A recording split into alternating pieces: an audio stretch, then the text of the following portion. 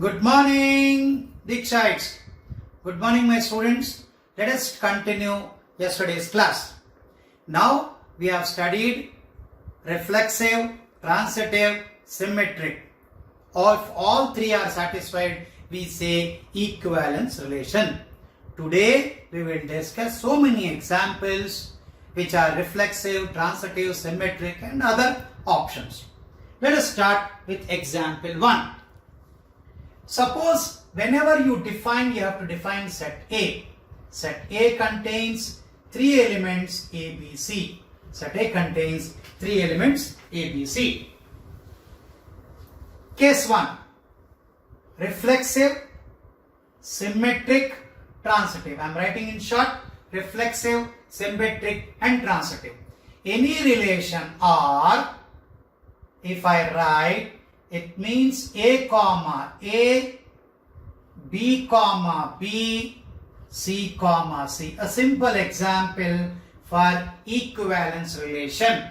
It is reflexive, A comma A, B comma B, C comma C is there.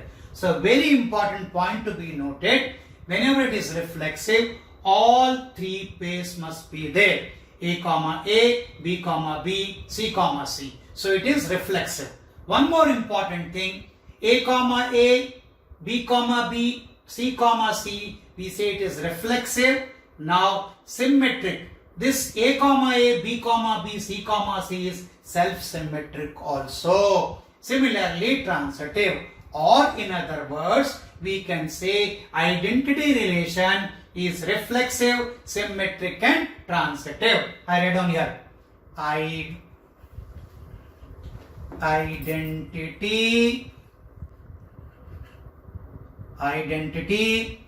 relation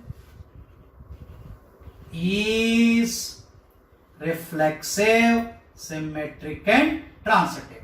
In further classes, rather than writing the full sentence, I am just writing short form R, S and T. So identity relation is reflexive, symmetric and transitive. This was example 1. 2 is reflexive, symmetric, not transitive. Reflexive, symmetric and not transitive. NT means not transitive. Take a relation.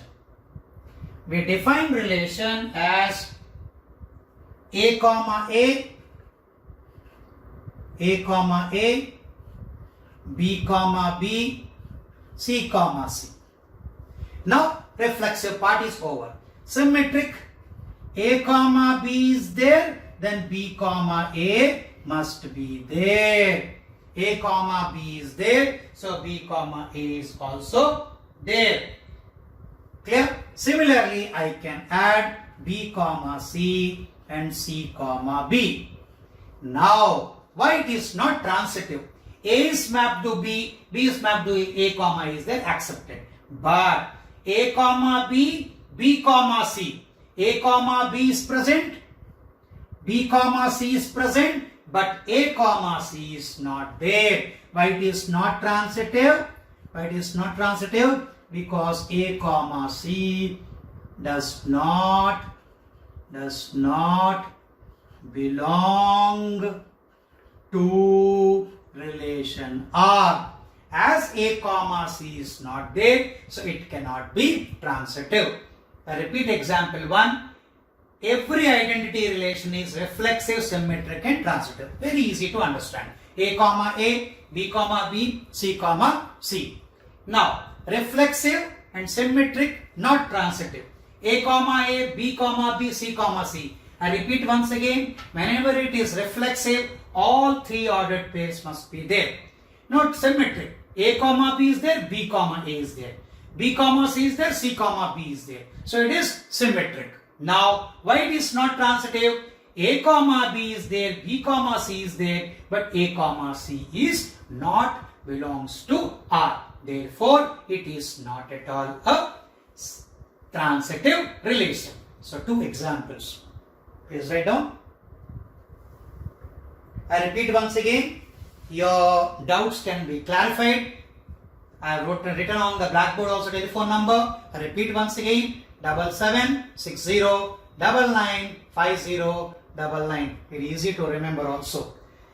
7 into 11, 9 into 11, 50 and 60. Very easy to understand. So, you understood reflexive, transitive, symmetric, which is also called as equivalence relation. Equivalence relation. Where symmetric, transitive as well as reflexive is there. So these are the two examples, very easy to understand. Now, because in examination they ask, find reflexive, symmetric, not transitives, and please remember that you have to mention the set A, B, C. Now we will consider example 3, reflexive, transitive, not symmetric. Reflexive, symmetric, reflexive, transitive, not symmetric. NT, not symmetric. Not symmetric. Hence, reflexive, transitive, not symmetric. Now, reflexive, A comma A must be there, B comma B is there, and C comma C is there.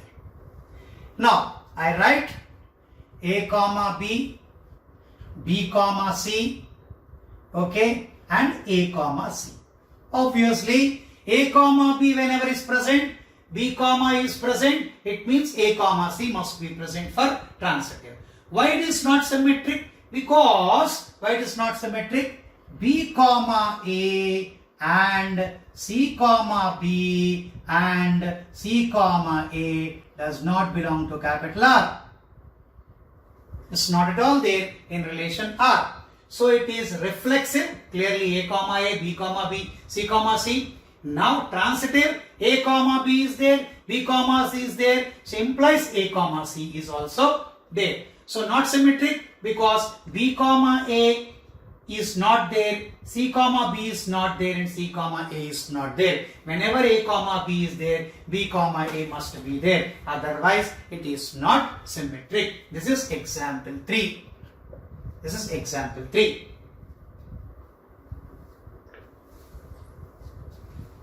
Example 4. Example 4 is symmetric, transitive, not reflexive. Symmetric, transitive, not reflexive. I am writing in short, so I think you all can guess it.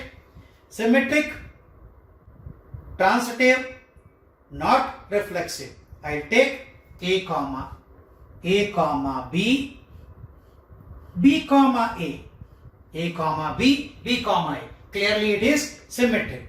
Next, I will take A comma A and B comma B. Now, to become transitive, reflexive, B, C comma C must be there. So, it is not at all reflexive. Symmetric, A comma B is whenever present, B comma is also there. How it transitive? Very simple. A comma B, B comma A comma A is present. So, it is transitive. Whenever A comma B, B comma A, so clearly A comma A is there. So, therefore, it is transitive. So, clearly why it is not reflexive? C comma C does not belongs to R. It is not at all there in the given relation. Actually, these are all relations. I forgot to write this relation. So, it is symmetric relation, transitive relation, but not reflexive. I think you all are clear. Example 3, once again I repeat. Reflexive, all three are there. Transitive, A comma B is there, B comma C is there, A comma C is there. Why it is not symmetric? Because A comma B is there but B comma A is not there. B comma C is there but C comma B is not there. Similarly, A comma C is there but C comma A is not there. So it is not at all symmetric. So we have covered 4 examples.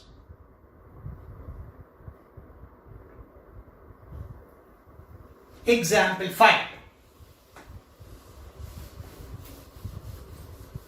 If any doubt is there, of course, doubt session is there, but still You can pause the video and you can understand. Now we will deal reflexive. Example 5. Reflexive, not symmetric, not transitive. Very easy to explain. This is relation R.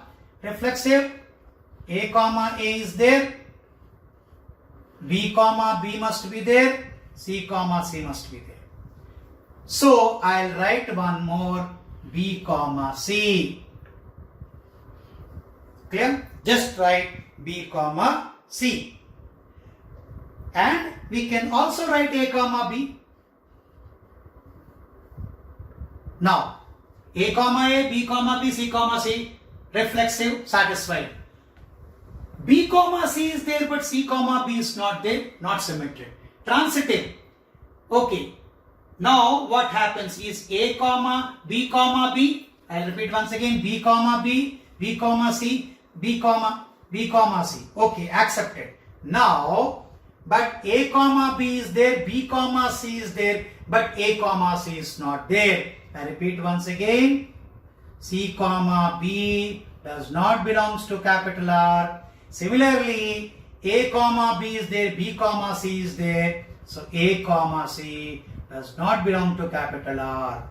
Okay, these two are not there. So it is not at all transitive. I repeat once again, why it is reflexive? A comma A, K is there, B comma B is there, C comma C is there, but B comma C, A comma B. Now, to make symmetric, you must have C comma B, which is not there.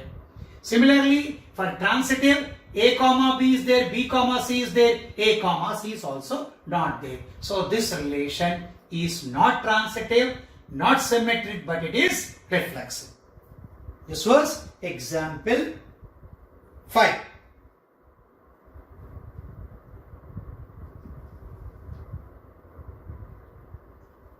Now we do example 6. Example 6, we take symmetric, not reflexive, not transitive. Only symmetric. Only symmetric.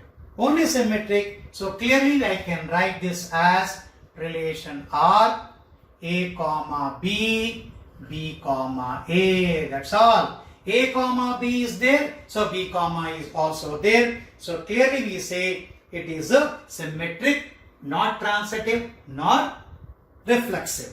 One more very practical example we can say, set of straight lines, relation R is perpendicular.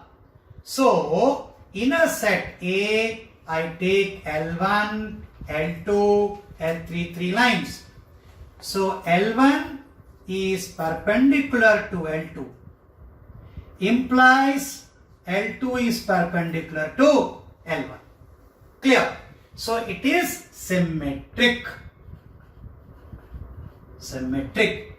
Every line is perpendicular itself? Absolutely wrong. It can't be reflexive. Reflexive, no, transitive. L1 is perpendicular to L2, L2 is perpendicular to L3, does not imply or that not equivalent to L1 is perpendicular to L3, but L1 is parallel to L3. We have discussed. So L1 is perpendicular to L2 is perpendicular to L1. So perpendicularity is a good example for only symmetric. I take an example. L1 is perpendicular L2, L2 is perpendicular to L3. Okay, but L1 is parallel to L3, not perpendicular. So it is not at all transitive. Why it is not reflexive? Every line can't be perpendicular to itself. Every line can't be perpendicular to itself. This was example 6. Now we will discuss example 7, only transitive. Example 7, only transitive. Transitive. Not symmetric, not reflexive. Only transitive. So take a relation. We'll take ordered pairs A comma B, B comma C, A comma C. Clear. It is transitive. A comma B, B comma A is not present, so it can't be symmetric. Reflexive, A comma A, B comma B, C comma is totally missing, so it cannot be reflexive, it cannot be symmetric, it is only transitive because A comma A is there, B comma C is there, and A comma C is there. Now, last example of this, nor reflexive, nor symmetric, nor transitive. Very easy. I write a relation A comma B, next I write B comma C. Simply why it is not reflexive? A comma A, B comma B, C comma C is not at all present, so it cannot be reflexive. Symmetric, A comma B is there, so B comma A must be there, it is not there. Not transitive, A comma B is there, B comma C is there, but A comma C is missing. A comma C does not belong to capital R. Therefore, it is not transitive. I think with this you understood clearly how to write an examination when they ask any one of the 8. There is no other combination is left. So all 8 combinations are considered.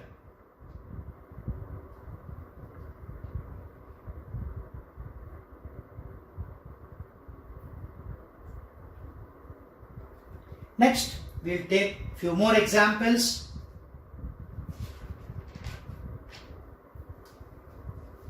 Related to this. Now, I will take another example which is reflexive, symmetric and transitive. Yesterday we did it. So, I have taken set A, L1, L2, L3. Now, relation is parallel lines. So clearly L1 is parallel to L2, L2 is parallel to L3, L3 is parallel to L1. Okay, if L1 is parallel to L2, so L2 is also parallel to L3. Take this consider. So it gave us symmetric. Transitive, L1 is parallel to L2, L2 is parallel to L3, implies L3 is parallel to L1. So this line will give you transitive. This line is giving you symmetric. Similarly, L3 is parallel to L2. Similarly, L1 is parallel to L3. So it is giving you the relation symmetric. Reflexive, every line is parallel to itself. Every line is parallel to itself. I think you are thorough with examples, reflexive, symmetric and transitive. So parallel is a relation where, similarly I taught you perpendicular among the lines is only symmetric. L1 is perpendicular to L2, L2 is perpendicular to L1.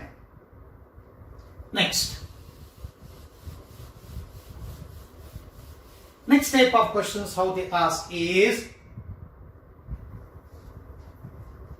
they will give you R relation such that A comma B and A is less than equal to B square.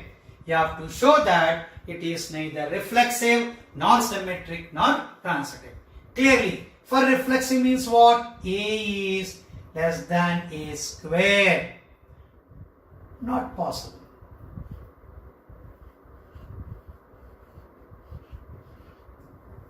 You argue that, sir, if I take 0 and 0, it is possible. But we have to define for all real numbers. We have to define not only a 0 or any specific real numbers, it must be satisfy all real numbers. It is not at all possible. Not possible, not reflexive. Next, A is less than equal to B square does not imply b is less than equal to a square every time. Every time, that's why I am writing, must be satisfied for all real numbers. Similarly, a is less than equal to b square, b is less than equal to c square.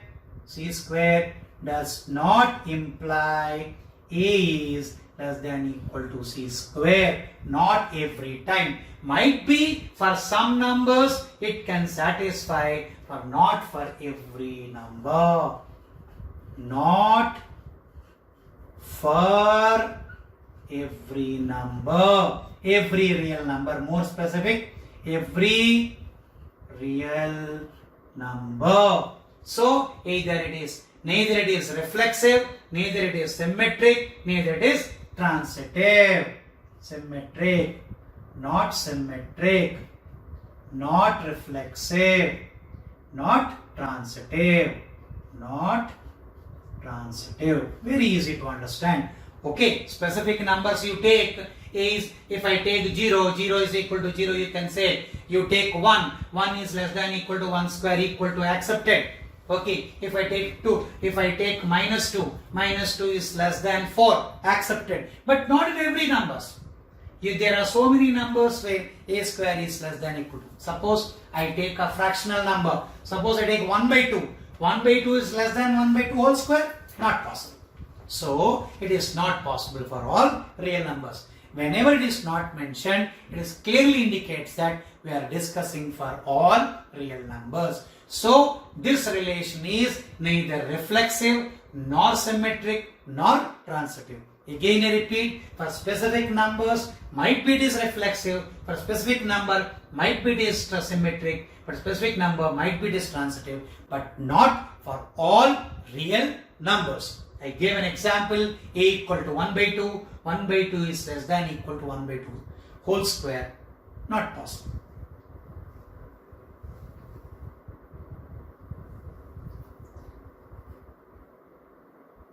Example, I've already, that was 8 example, this was example number 1, I can give no example 2. I'll write example 2. Example 2 says, a relation R is defined as A comma B, where A is less than equal to B. So you have to show it is reflexive, transitive, not symmetric. It is reflexive, transitive, but not symmetric. Now, what do you mean by reflexive? Again I repeat, reflexive means A comma A. Reflexive means A comma A. A is less than equal to A. Equal to sign is there, na? So therefore it is reflexive. Transitive, A is less than equal to B, B is less than equal to C, implies A is less than equal to C. Clearly, you take any negative, positive, whatever number you take, it satisfies. Symmetric, why it is not symmetric? A is less than equal to B does not imply, that's why I am putting arrow, B is less than equal to A. For example, simple example, 3 is less than 4, 4 is less than 3, not possible. So, it is reflexive, transitive, but not symmetric. Always remember, if you ask rather than A, B, C, which we took in the previous example, you can also write this example for reflexive, transitive, but not symmetric. This example also you can write. This is example 2.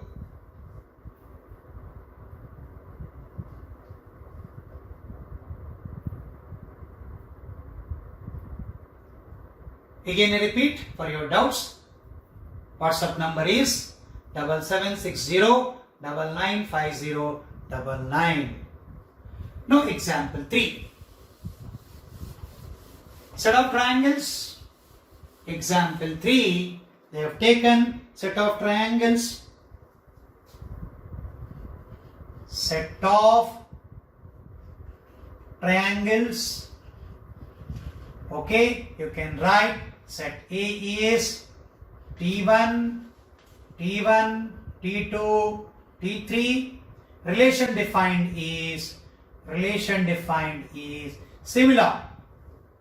Relation defined is similar. Now, every triangle is similar to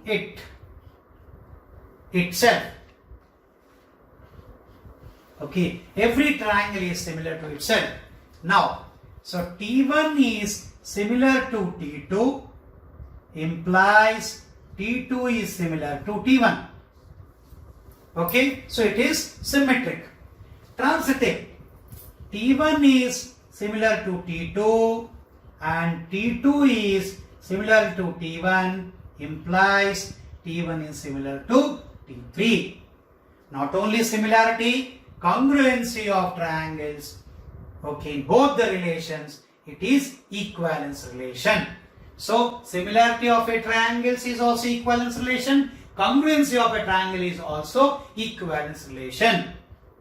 Equivalence relation.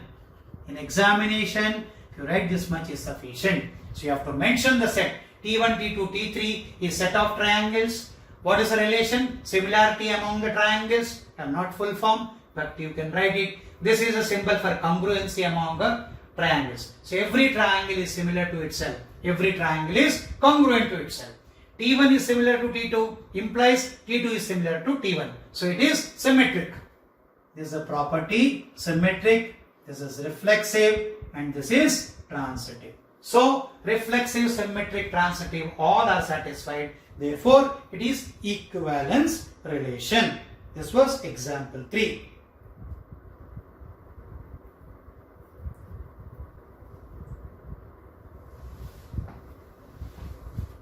Next, example 4.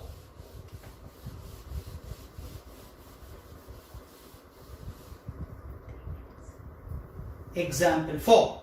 Example 4 is relation is defined as R is defined as A comma B such that 2 divides A minus B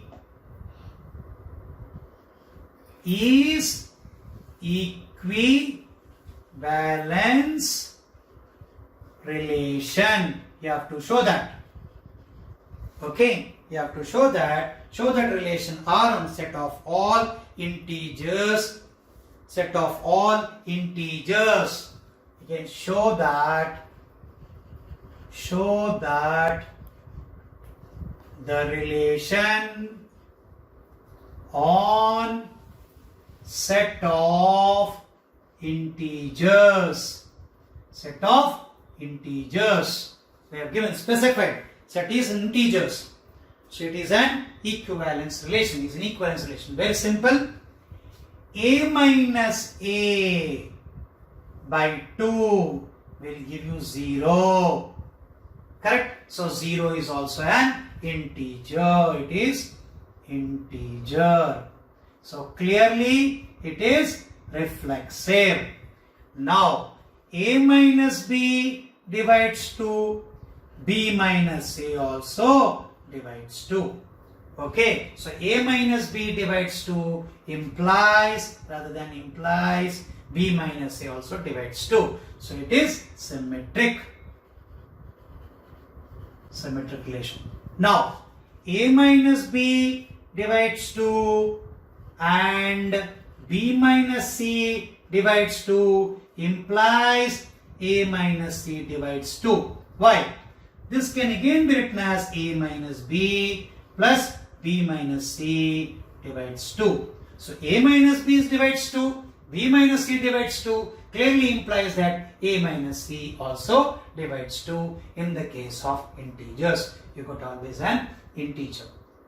So it is an equivalence relation. It is symmetric and it is A minus B by 2. You are getting an integer. So clearly implies B minus A you also get an integer. Obviously A minus B by 2 positive integer result you are getting. B minus B will be negative integer. But finally you are getting an integer. Similarly, a minus b by 2 is an integer, b minus c by 2 is an integer, clearly implies that a minus c by 2 is also an integer, a minus b integer, b minus c integer, divisible by 2. So a minus c by 2 is also divisible by integer. So it is an equivalence relation. This was example 4.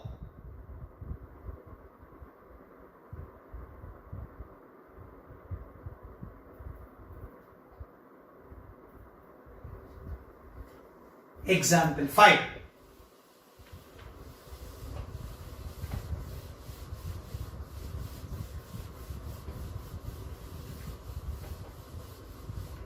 Example 5.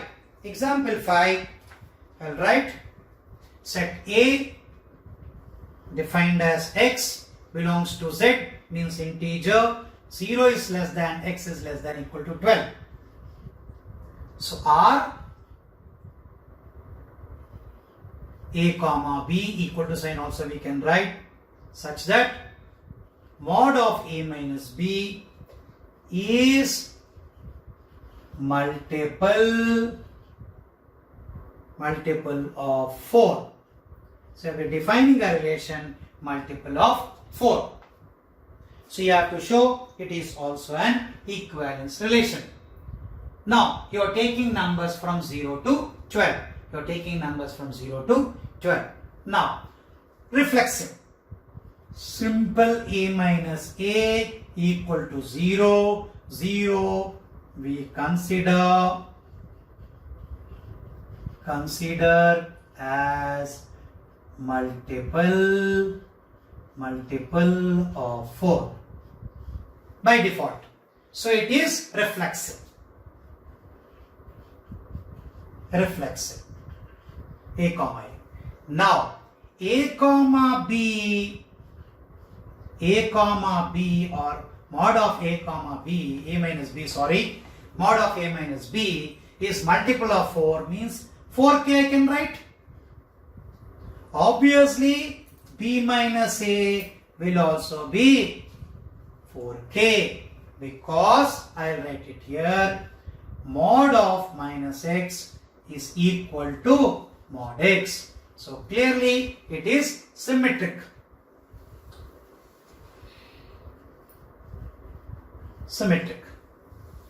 Now transitive. Mod of a minus b is equal to 4k1, k1 I write.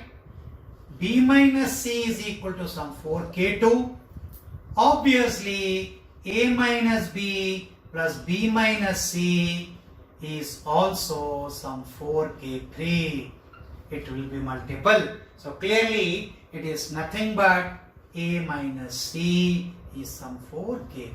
Obviously it is multiple of 4. It is multiple of 4. So multiple of 4 plus multiple of 4 will again be a multiple of 4. So it is a symmetric transitive relation.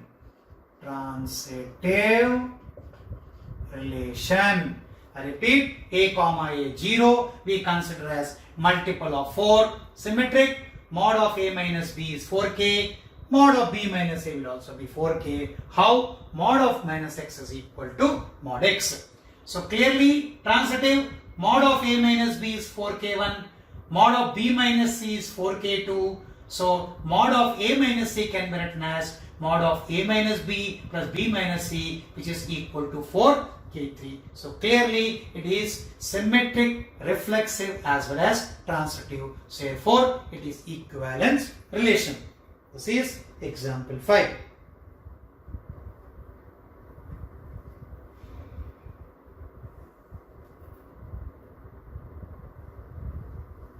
Now we come to example 6.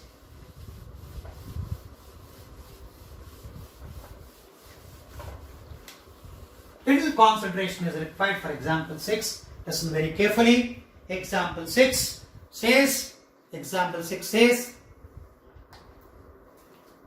show that the relation capital R in the set A 1, 2, 3, 4 and 5. They are given this. Given R such that A comma B, A minus B is even, is an equivalence relation, part 1. So first of all, we'll prove equivalence relation. So A comma A, if I take, belongs to R. So relation. So what happens? A minus A is 0. We consider 0 as even number. So therefore it is reflexive. Now A minus B is even implies B minus A is also even. So it is symmetric. Now transitive. A minus B I write as some 2k1, B minus C as some 2k2. Obviously A minus C can be written as A minus B plus B minus C is nothing but 2 times of k1 plus k2 is also even number. So it is reflexive. This is reflexive, symmetric and transitive. Reflexive, symmetric and transitive. Whenever A minus B is an even number.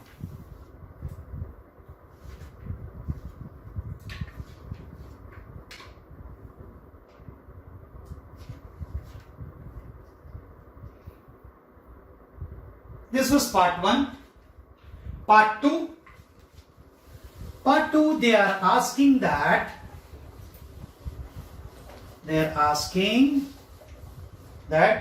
show that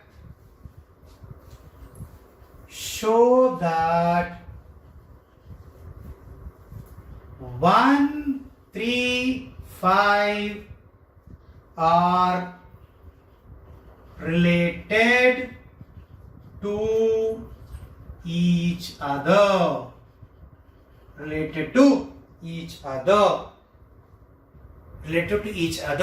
The meaning is simple. If I take 1 minus 2, 1 minus 3 minus 2. Similarly, 3 minus 5, I'll get minus 2. Similarly, 1 minus 5 will get minus 4. Or if I reverse it, 3 minus 1 I get 2, 5 minus 3 is also 2, and 5 minus 1 is equal to 4. You find that minus 2, minus 2, minus 4, 2, 2, 4, all are even numbers.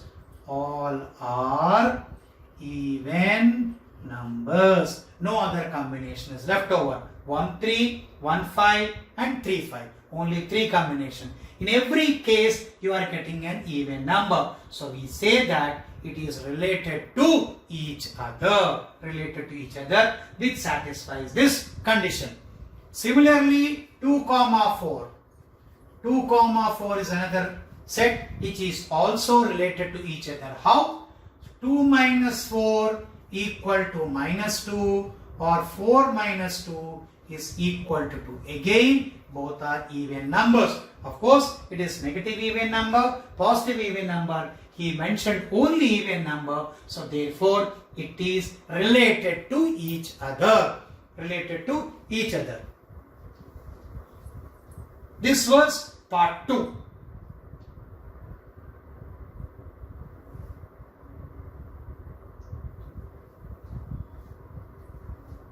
Part 3.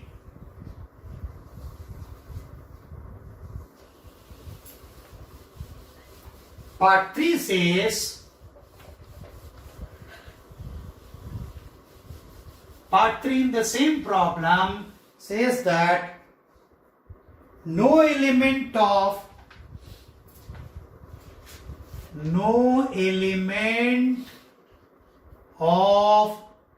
set 1, 3, 5 is related to set 2, 4. You have to show that no element is related. Show that.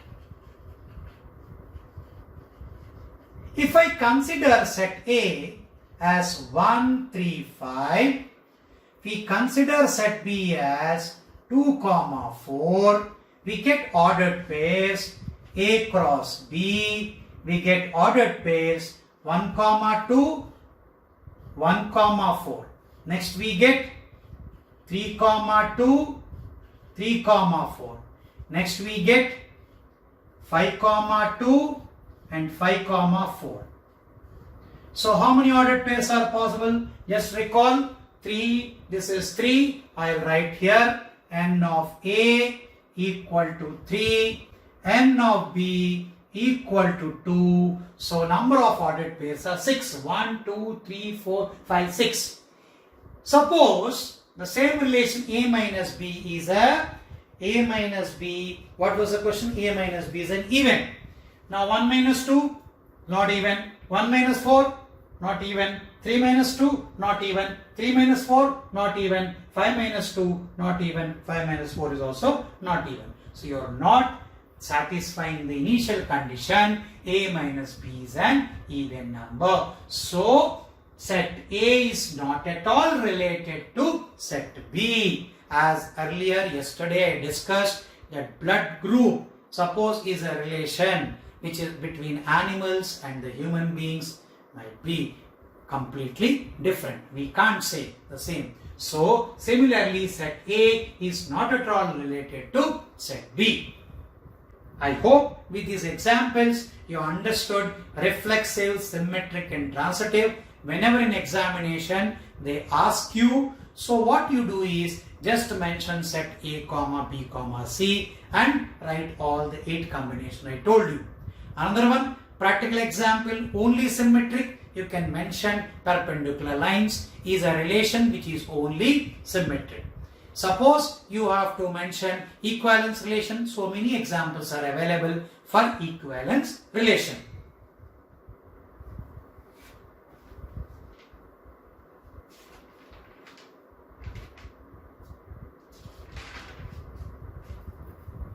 So this completes the relation chapter. So complete relation. Let us recall once again. First I told you Cartesian product.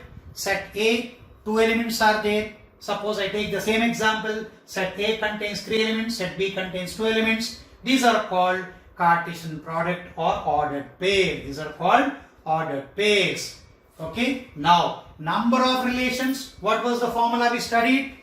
Number of relations formula was 2mn. So here we consider an A equal to m and B equal to n. 2 to the power n, amn is number of relations. Number of relations. So this we discussed yesterday. Similarly, what else we discussed? First component of ordered pair is called domain. It means 1, 3, 5 is domain. Second element of ordered pair is called range. 2, 4 is range. So domain and range. Now suppose you want inverse operation. Suppose this is a relation.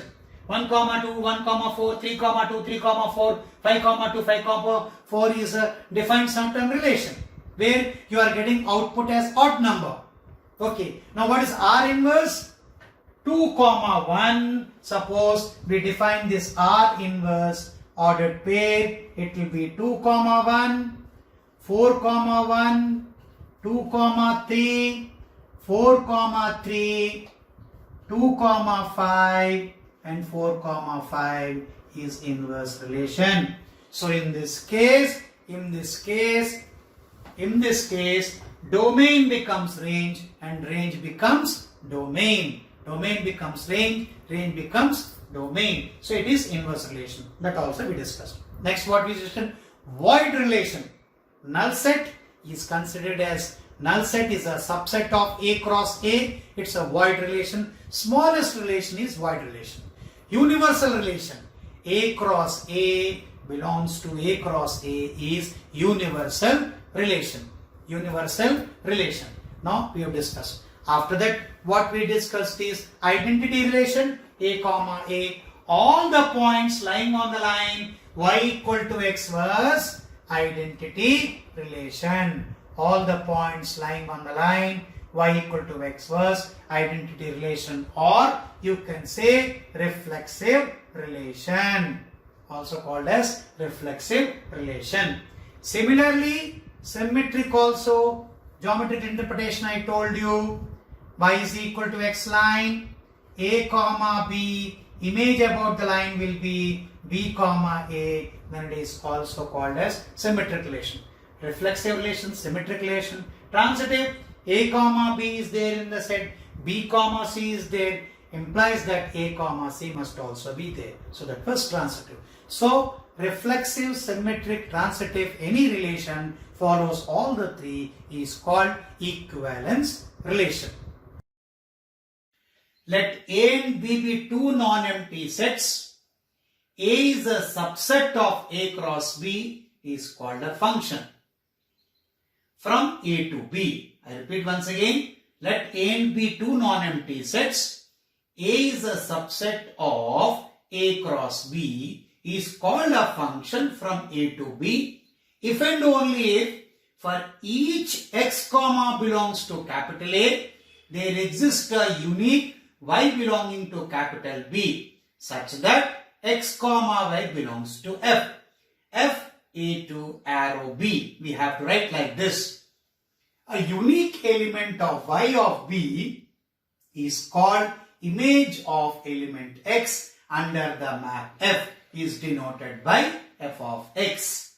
I repeat once again. Let A and B be two non-empty sets. A is a subset of A cross B. Yesterday we discussed the subset. Is called the function from A to B if and only if for each small x belongs to capital A, there exists a unique y belonging to capital B such that x comma y belong to F. F double dot A arrow B. A unique element of y of B is called image of element x under the map F is denoted by f of x. Please write down.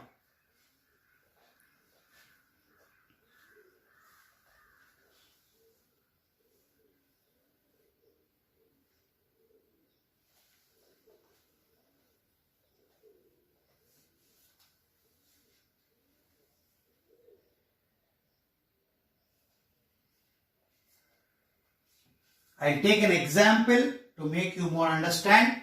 Suppose I take a simple example. This is set A and this is set B and the function is defined as sine. Why I am taking every time? Because you are familiar with this. Pi by 3 and pi by 6. Sine pi by 3 is root 3 by 2. Sine pi by 6 is 1 by 2. So, according to that, pi by 3 and pi by 6 belongs to A. Okay, or I will write as pi by 3 is equal to x. So, x belongs to capital A. Similarly, root 3 by 2 is equal to y and y belongs to capital B. So what is f here? F is nothing but sine. So sine is operating on pi by 3 and you are getting root 3 by 2. Sine is operating on pi by 6 giving you 1 by 2. That is the reason unique element of y is called image under x. Image element x under which mapping? Sine. So set B is called image and set A is called domain. set B is called image and set A is called domain. Write down the definition once again. Let A and B be two non-empty sets. A is a subset of A cross B. A is a subset of A cross B is called a function from A to B if and only if X belongs to capital A, there exists corresponding a unique element Y belongs to capital B such that X comma Y belongs to F. F double dot A arrow B. The unique element of Y of B is called image of element X under the mapping F is denoted by F of X. That is the reason we write F of X is equal to sin X. F of X equal to sin X.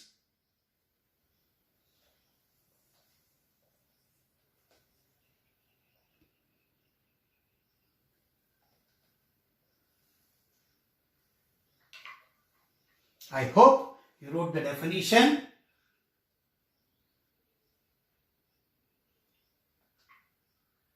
Now, I will take another example to make you more familiar with domain and range as well as function.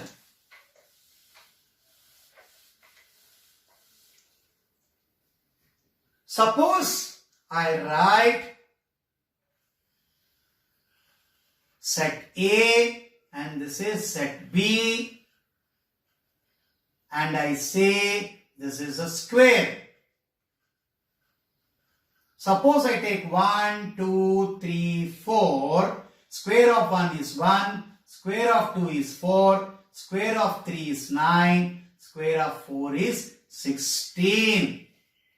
So 16, every element of set A and every element of set B. See, every element of set B is mapped with an element of set A. Or I will say X belongs to capital A, Y belongs to capital B. Here I take X equal to 2. So what we write is F of 2. We are getting 4. So this is also called as codomain or image. Now I will specify the difference between codomain and image. Similarly, F of 1 equal to 1. F of 3 equal to 9, F of 4 equal to 16. So in general, how we write? F of X equal to X square. This is nothing but F A to B. Now A is nothing but X component, B is nothing but the Y component. You can take so many examples. We already studied F of X equal to sine inverse X. We already studied X lies between -1 to +1.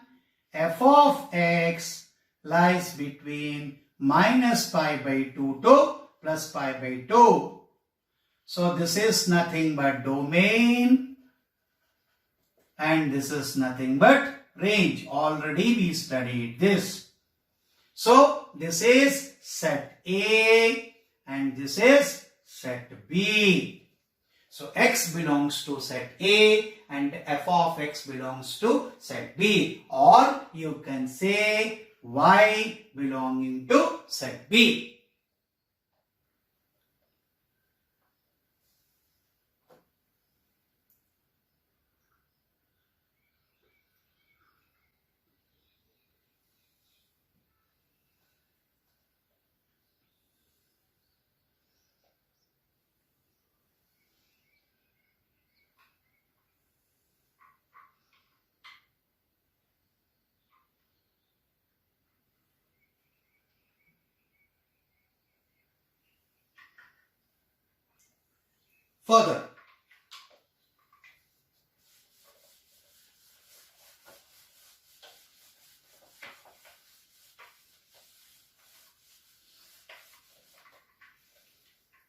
Further, let set A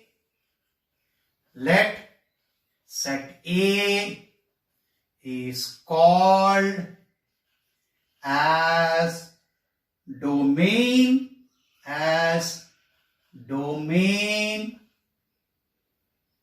of the f function. Domain of the function. Set B is called codomain. Codomain of function f.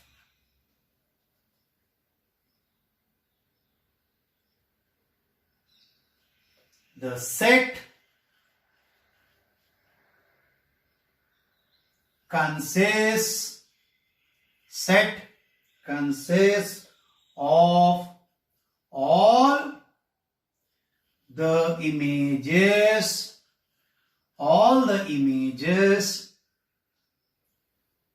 of the elements of capital A under the function f,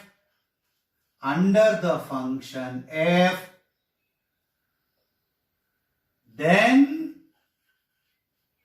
it is called range.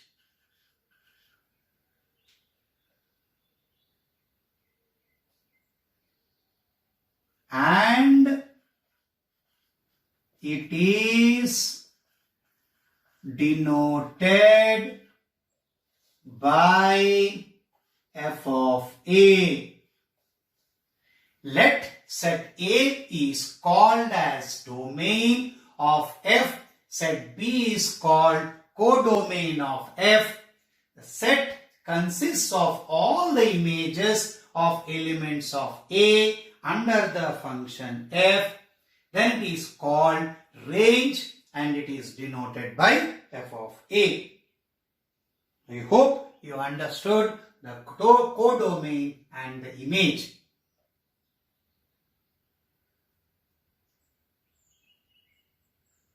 Or another word, range. I repeat once again, every time I am taking inverse circular function because already you studied. This was the graph of, this is minus pi by 2, this was minus pi by 2 perfect, and this was pi by 2, and output was 1, this is minus 1. So, suppose x belongs to capital A, and what is A? A is a set from minus pi by 2, I'll write a closed interval minus pi by 2 to plus pi by 2. And what is set B?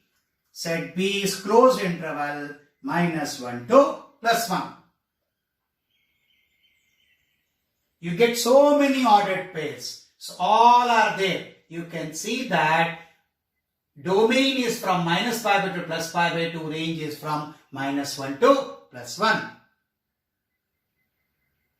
I hope you understood. I repeat once again. Let set A is called as domain of the f function. Set B is called codomain of function f.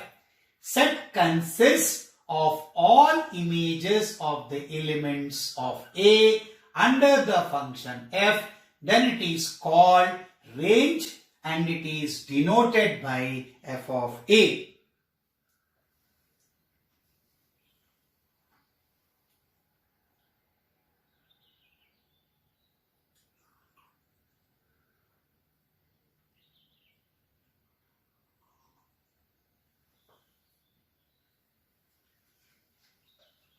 Next,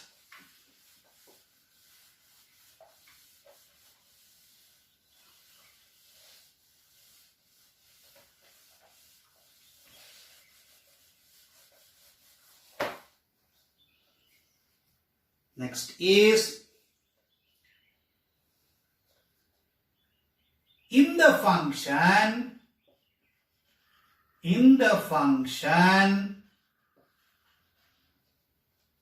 y equal to f of x, x is called independent variable. Independent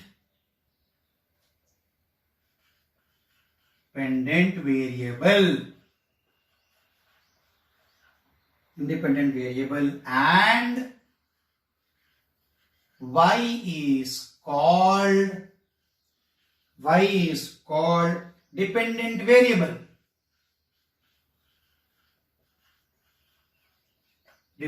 variable.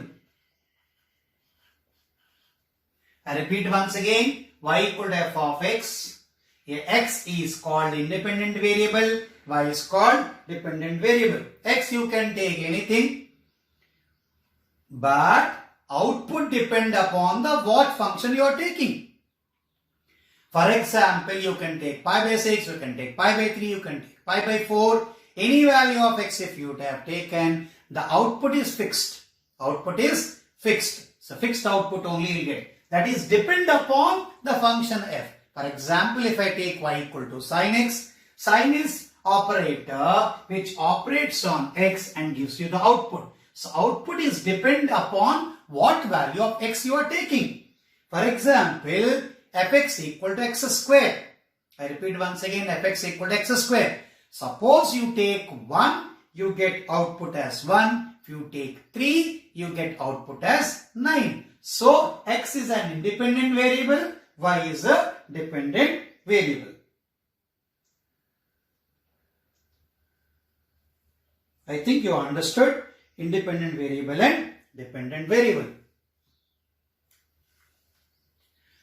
In a function y equal to f of x, x is called independent variable and y is called dependent variable. Now we will deal one by one. Type of functions. A constant function.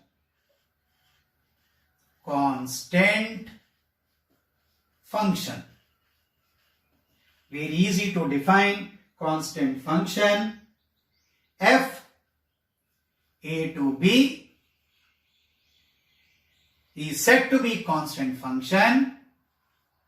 Said to be constant function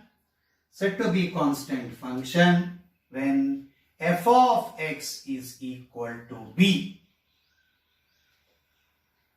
For every value of capital A, actually you have to write for every value of x belonging to capital A, B is fixed element in set capital B. So f of x is equal to capital B. Now I'll explain a very easy method. This is set A and this is set B. Okay, I'll write f of x is equal to 4. So this is 4. If I take x equal to minus 1, 2, 3, 4, minus 5, all values will be same according to f mapping. In other way, I can write f of x equal to 4 means a line which is parallel to x-axis. This is 4, a constant function. Whatever value of x you give, output is always 4. That is the reason B contain only one element. That's why f of x equal to b we write it. So it is defined as a constant function. For your information, this type of mapping is also called as many-one mapping. many one mapping.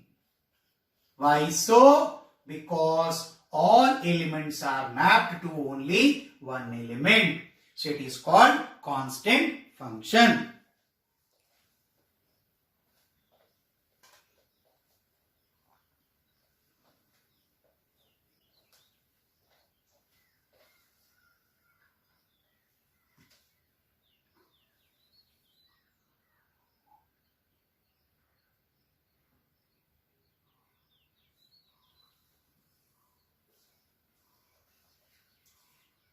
I hope you have understood.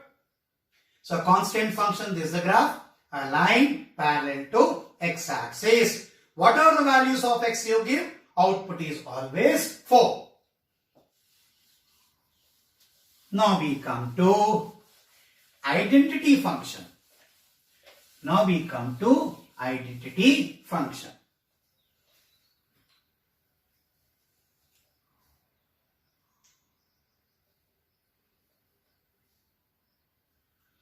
Now, f A to A is called identity function. Very easy to understand. X belongs to capital A. X belongs to capital A, and we get f of x equal to x. It means f of 1 equal to 1, f of 2 equal to 2, f of 3 equal to 3. Like that. Now, as identity function, just now I recall, we have done in the relations identity, we have done the relation reflexive. Okay, identity relation. Now, identity relation we said A comma A. Right? I have mentioned earlier, identity relation is a reflexive relation. But all reflexive relation is not identity relation. Why so? I repeat here itself. Suppose I take a relation A comma A, B comma B, and C comma C, and BC. I'll write it. So it is a reflexive relation, but it is not identity relation. Why? Identity relation contains only A comma A, B comma B, and C comma C. But in reflexive relation, one additional element is there. So in reflexive, that is the case. All identity relations are reflexive relation, but all reflexive relations are not identity relation. So there was an example in your textbook also. So parallelly, this is identity function, fx equal to x. If I draw identity function, it is nothing but a straight line passes through origin, f of x equal to x. It is an identity function. This is origin, and this is x-axis, and this is y-axis.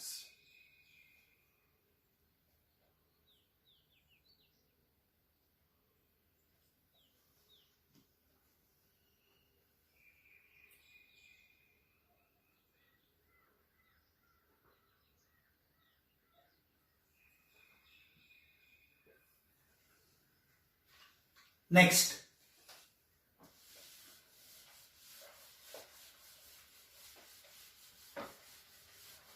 next one is 1-1. In short, we write injective, mapping or injective mapping or function. Now, mapping is a general word, function is a specific. Now, f A to B, write down definition very carefully. F A to B is said to be 1-1, said to be 1-1, or injective said to be injective function. Injective function if different elements of capital A, different elements of capital A have different images. Different images. Different images.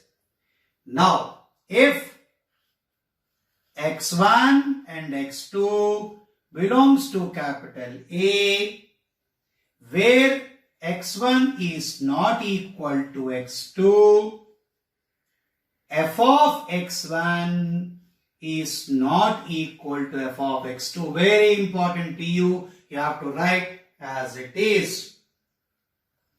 x1 and x2 belongs to capital A. x1 is not equal to x2. So f of x1 is not equal to f of x2. Other way, f of capital X to capital Y, f of x1 equal to f of x2 implies that x1 equal to x2. It is called 1-1 mapping or injective. I repeat once again, f A to B is said to be 1-1 or injective function if different elements of A have different images. Different elements of A have different images. It is called 1-1 mapping. I repeat the definition, f A to B is said to be 1-1 or injective function if different elements of set A have different images. If x1 and x2, you can put a comma also, x1 comma x2 belongs to capital A, x1 is not equal to x2, f of x1 is not equal to f of x2. I will take examples to make you more clear. Now,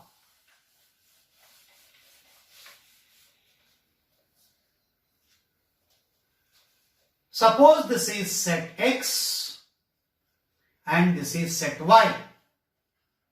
Suppose I write 1, 2, 3, 4 and 5. I am writing this as 1, this as 8, this as 27, this as 64, this is 125. So clearly one element of X is mapped with one element of Y. See, no cross section. So it is nothing but f of x equal to x cube. F of x equal to x cube. Why I took a peculiar this example? I draw graph of it of x cube to give more clarity of 1-1 mapping. So this is like this.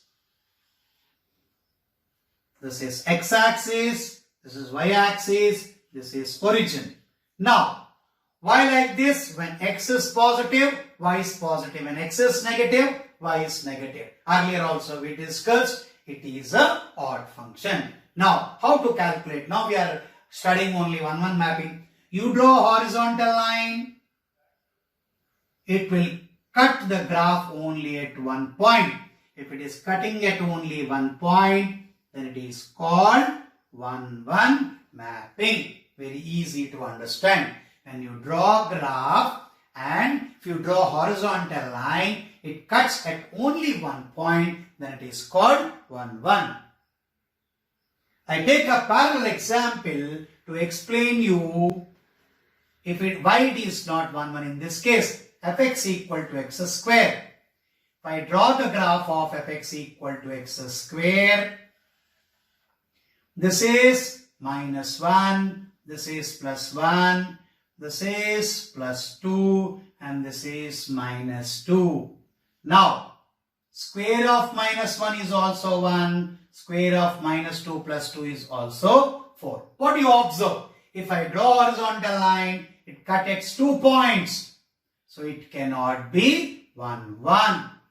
if the set theory point of view, if you take it, suppose this is a set A and this is set B. So minus 1, 1, minus 2 and 2. So what happens? This one output is 1 and this output is equal to 4. So earlier I mentioned this is many one mapping. It cannot be one mapping. Why? If you draw a horizontal line, it is cutting at only one point in this case. So it is one mapping and this is many one mapping.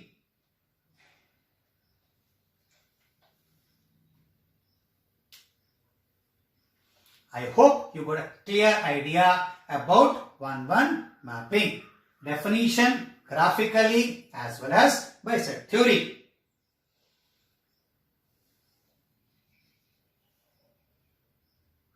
Next we discuss onto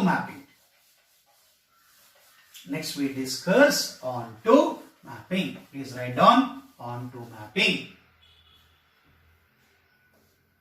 Now, onto mapping. Now, a function f x to y is said to be onto. Another word for onto mapping is surjective.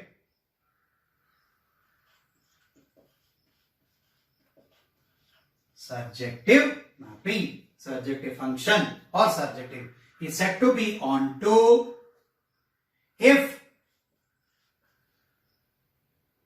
for every small b belongs to capital Y, there exists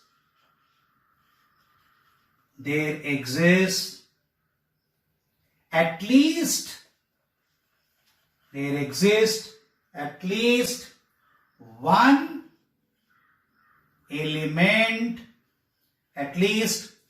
element small a belonging to capital X such that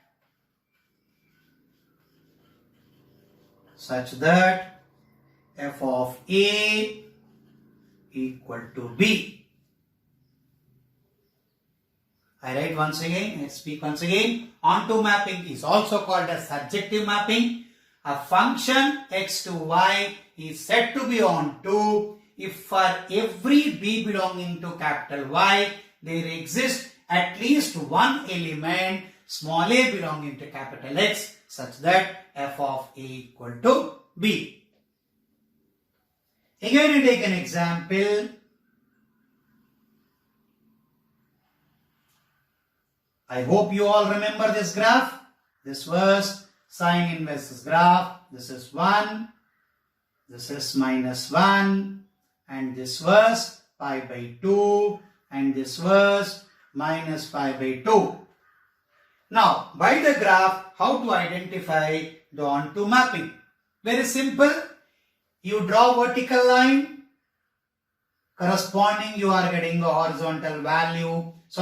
You draw vertical line, corresponding horizontal value you are getting.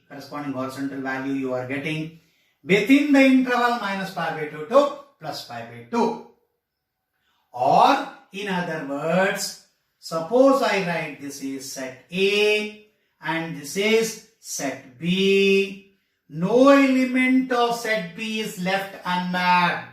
I repeat once again. No element of set B is left unmapped. Means every element of set B is mapped with every element of set A. For every B belonging to capital Y, instead of I have taken capital B, there exists at least one element small a in capital X. Suppose this is capital X and this is capital Y.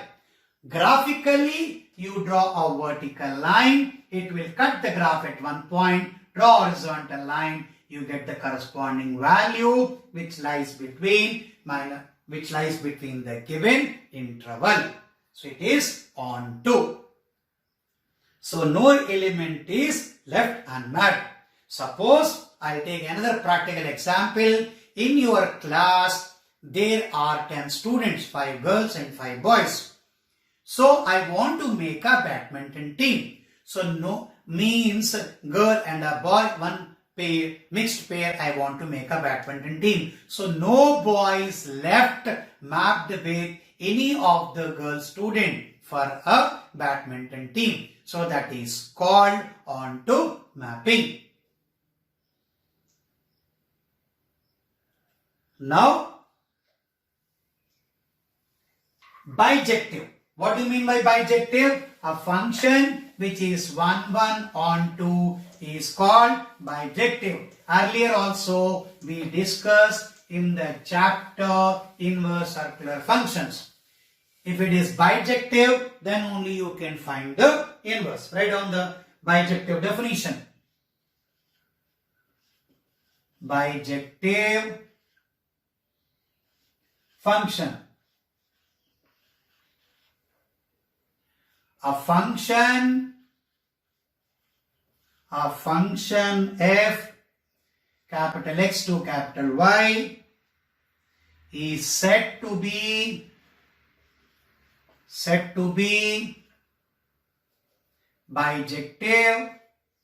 bijective,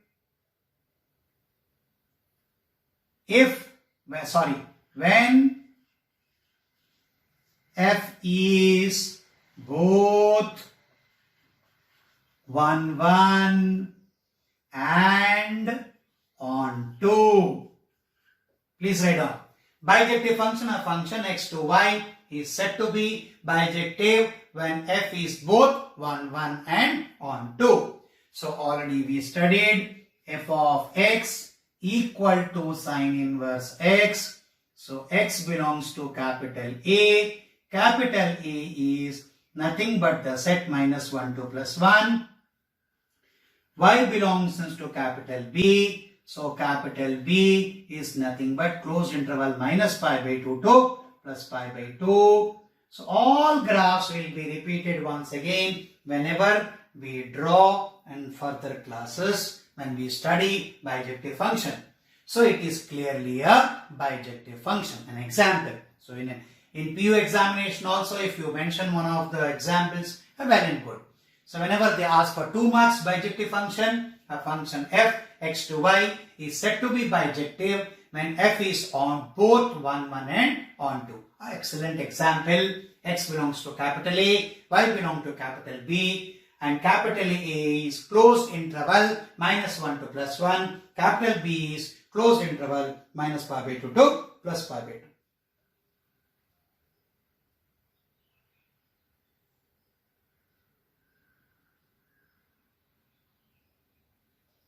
Next, let us discuss quickly some examples.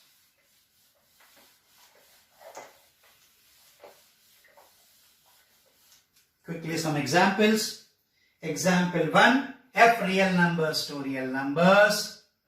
F real numbers to real numbers. F of x equal to 2x. Is 1, 1? Is 1, 1 on 2. Very simple.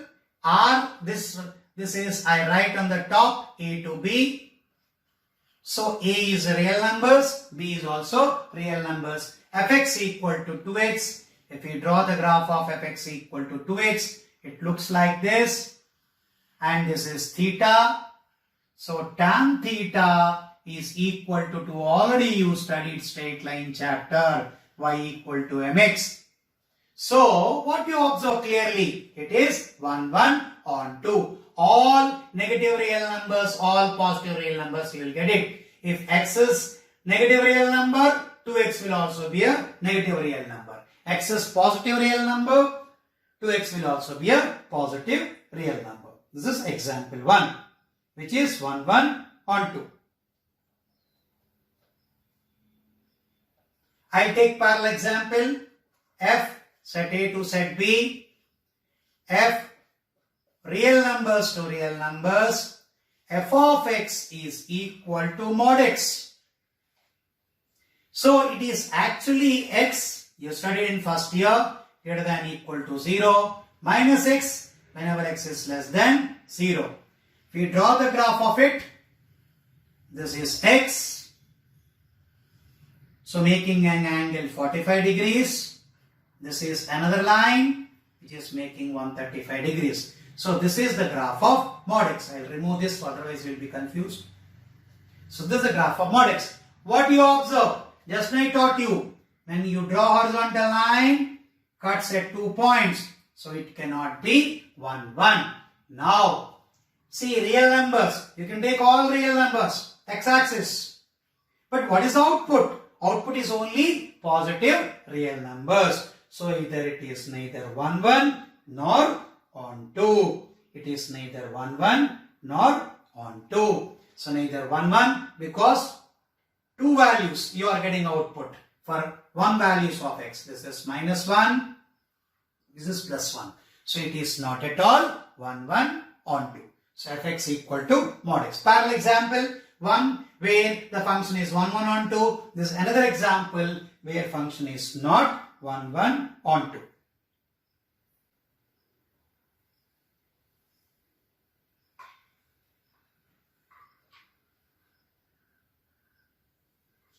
Next.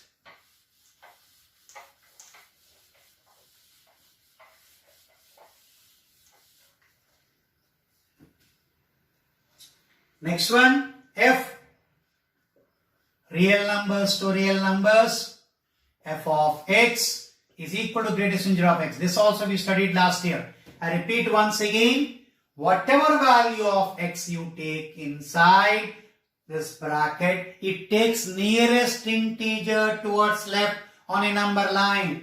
Take an example. Suppose I write 2.9. Greatest integer of 2.9 is 2. Similarly, greatest integer of minus 2.191 is minus 3. Okay, so it always takes nearest integer towards left. What is output? See, x is real numbers, accepted. But what is output? Output is always integers. So it is what? 1, 1? Yes, it is 1, 1. Can you say it is 1, 1? No. Why? Because greatest integer of 2.9 is also 2. Greatest integer of 2.8 is also 2. For 2 different values of x, you are getting same value of y. So it cannot be 1, 1. Now, is it on 2? No. Why it is not on 2? Because here you wrote all real numbers. You wrote all real numbers. So therefore, it cannot be 1, 1 on 2. Now, suppose I write like this. F real numbers to integers. So now it becomes on 2. Because whatever real number you put, output is always an integer. So this is many 1 on 2. Why? Output is an integer. So whatever real numbers you take, output is always an integer. So it is many 1 on 2 mapping.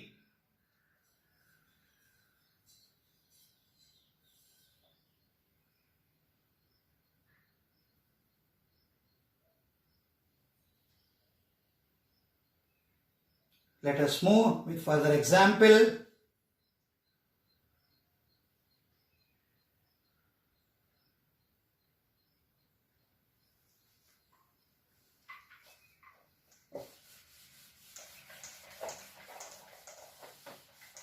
So greatest integer, mod x, which are very important functions. Greatest integer, you already studied in first year also. The output is always an integer. Suppose I take another example, f q to q defined as f of x is equal to 2x plus 3. So q is a rational number. So q is set of rational numbers. Q is set of rational number. I hope I don't have to be clear, but still I give you the definition of rational number. Numbers which can be represented in P upon Q form, where P and Q belongs to integers, where Q is not equal to 0. So P upon Q form, okay, where P and Q belongs to integers and Q is not equal to 0. That is N. So clearly it is 1, 1 on 2. If we try to draw the graph also, take x equal to 0, y equal to 3. If you draw, this will be very easy to draw. This will be 0, 3. Straight line chapter is already over. If I take f of x equal to 0, x you get it as minus 3 by 2, 0, a straight line. Correct? Whenever you put a rational number, output will also be a rational number. So therefore, it is 1, 1 on 2.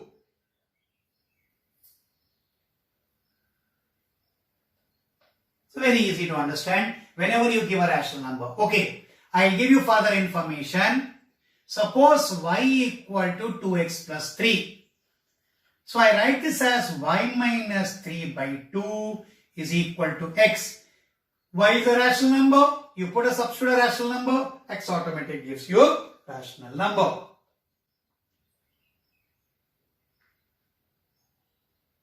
I'll take another example quickly. F, real numbers to real numbers. F of x equal to x square plus 1.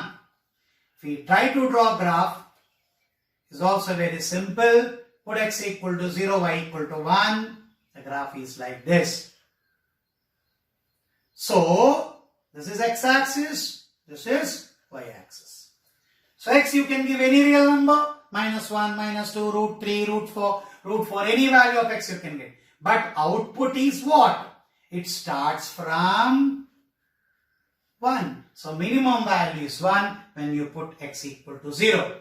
So, but here mentioned as all real numbers. So, it is neither 1, 1 nor on 2. Neither 1, 1 nor on 2. Suppose I change this same function like this. F real numbers to 1 to infinity. Then becomes it is on 2 because the range is fixed from 1 to infinity. That only you are getting. Whatever real values you get or real numbers you substitute, you get output as 1 to infinity.